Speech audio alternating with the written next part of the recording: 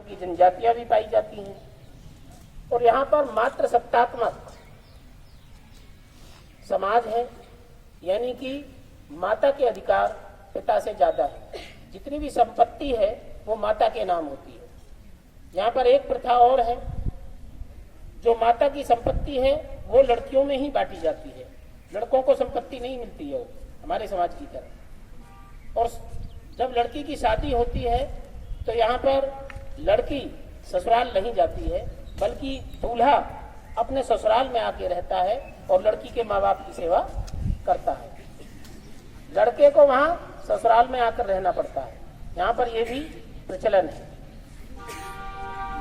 वहां हमारे यहाँ तो लड़की अपने ससुराल में जाती है शादी के बाद, लेकिन वहां पर लड़का अपने ससुराल में आकर रहता है और अपने लड़की के माता पिता की सेवा करता है। इसके अलावा यहाँ पर नृत्य और संगीत भी होता है। इसके अलावा वर्षा यहाँ पर बहुत ज्यादा होती है। दुनिया के सबसे ज्यादा वर्षा वाले दो स्थान चेरापूंजी और मासिनराम, दोनों यहाँ पर हैं। मासिनराम, जैसा कि आप जानते हैं, विश्व की सर्वाधिक वर्षा मासिनराम में होती है। यहाँ पर जो आर्थिक इनकी जीविका चलती है वो मुख्य रूप से कृषि पर निर्भर है, जिसमें चावल, मक्का और फलों की खेती होती है। शिलोंग अपनी झील और पहाड़ियों के लिए प्रसिद्ध है यहाँ पर, जबकि चेरापूंजी और मौसिनराम दुनिया के ऐसे स्थान है जहाँ पर सर्वाधिक वर्षा होती है।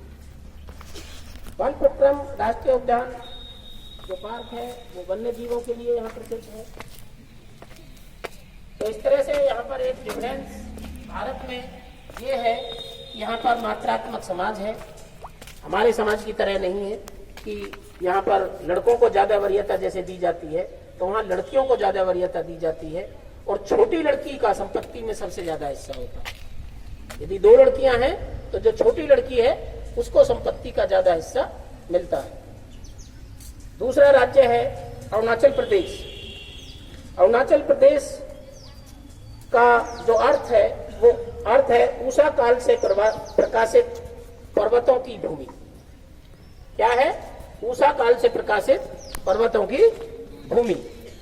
इसे उगते सूरज की भूमि भी कहा जाता है, क्योंकि ये भारत का सबसे पूर्वोत्तर राज्य है, सबसे पूर्व वाला राज्य है। और यहाँ की जो राजधानी है वो ईटानगर है।